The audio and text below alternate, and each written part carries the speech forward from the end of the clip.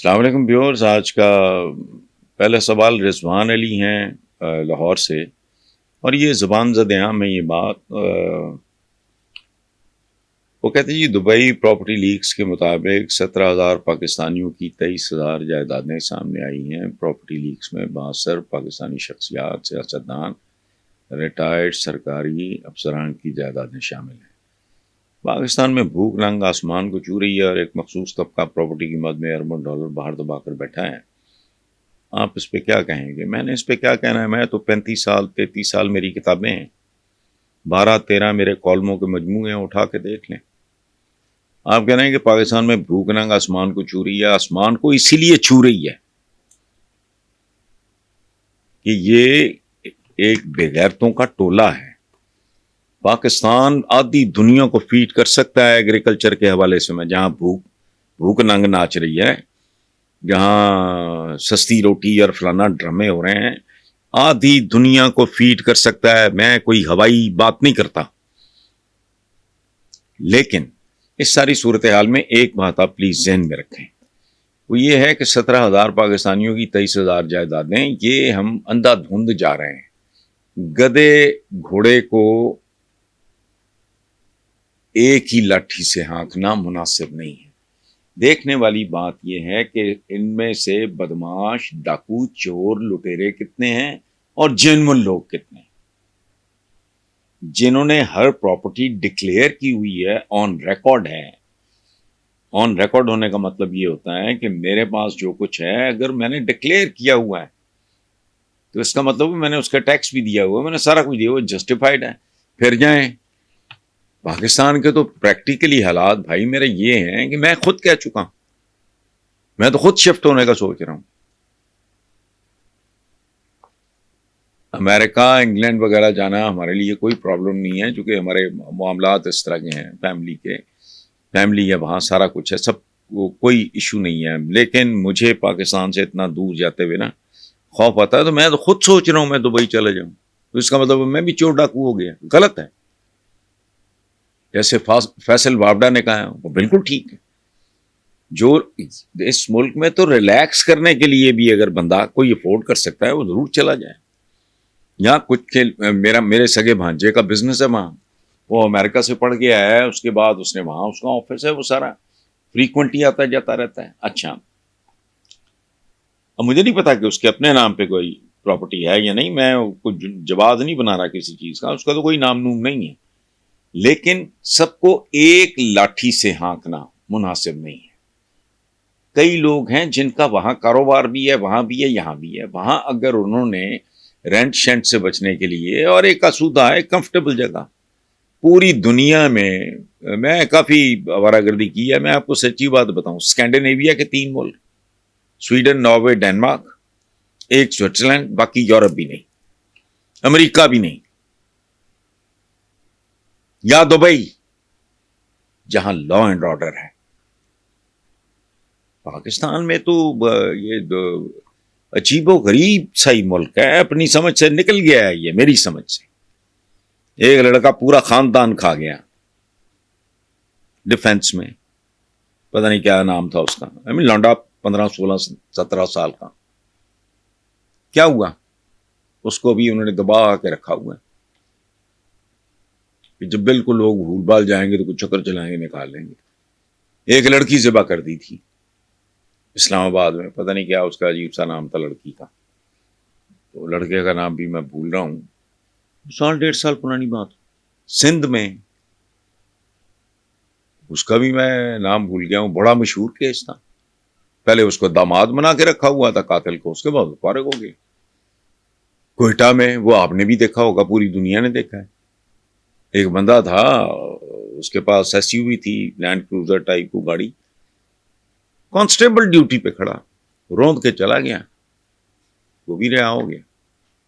تو اس طرح کے ملک میں جو بندہ افورڈ کر سکتا ہے وہ کہتا ہے یار یہ کیا عذاب ہے، کیا اذیت ہے. اور یہ کوئی پاکستان پہ فوکس نہیں ہے، وہ تو اوور آل پوری دنیا، اس میں ہندوستان بھی ہے، اس میں سعودی عربیہ اور باقی بے شمار ممالک ہیں. سو ہمیں کنفیوز نہیں کرنا چاہیے.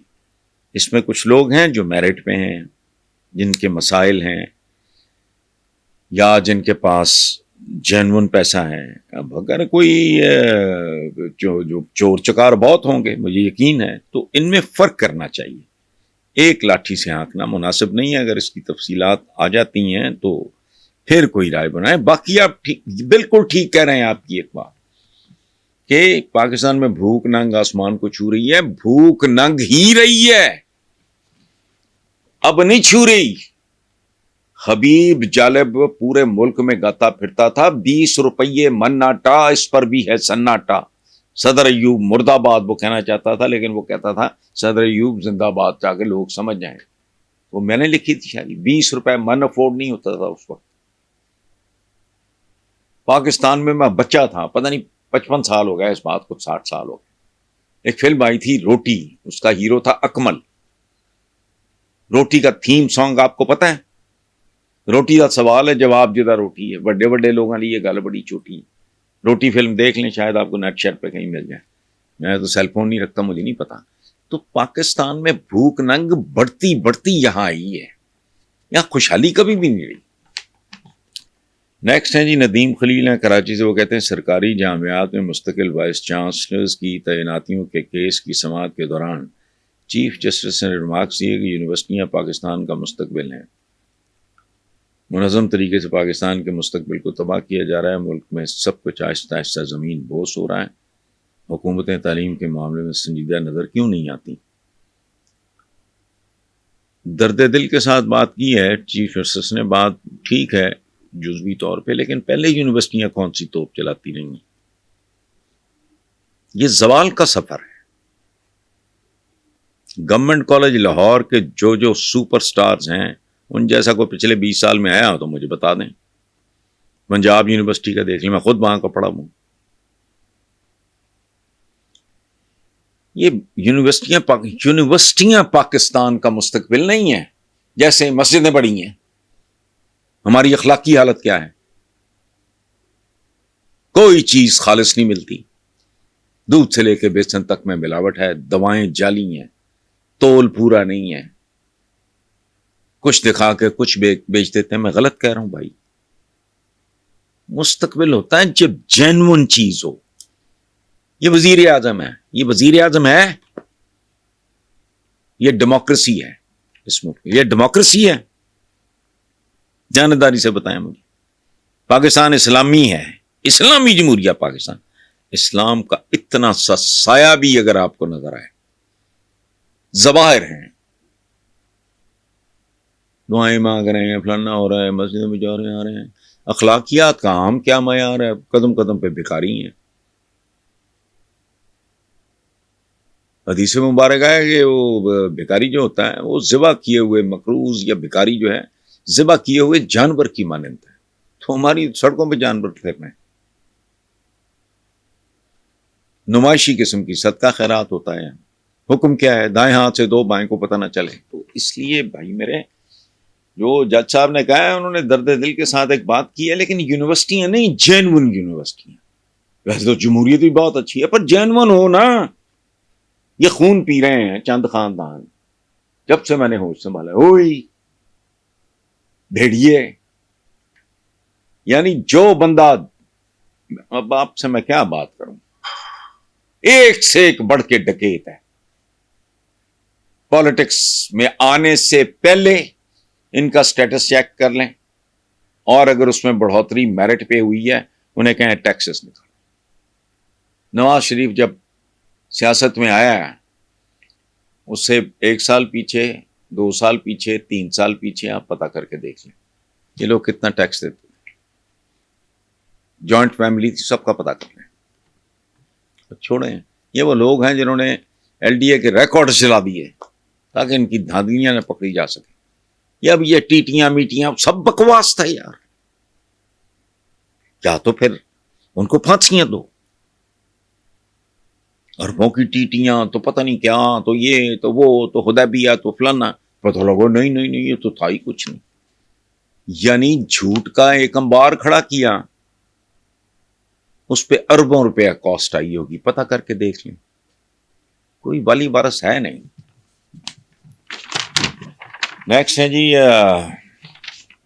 شیخ عمران ہیں اسلام آباد سے، وہ کہتے ہیں القادر ٹرسٹ میں عمران خان کی ضمانت منظور ہو گئی.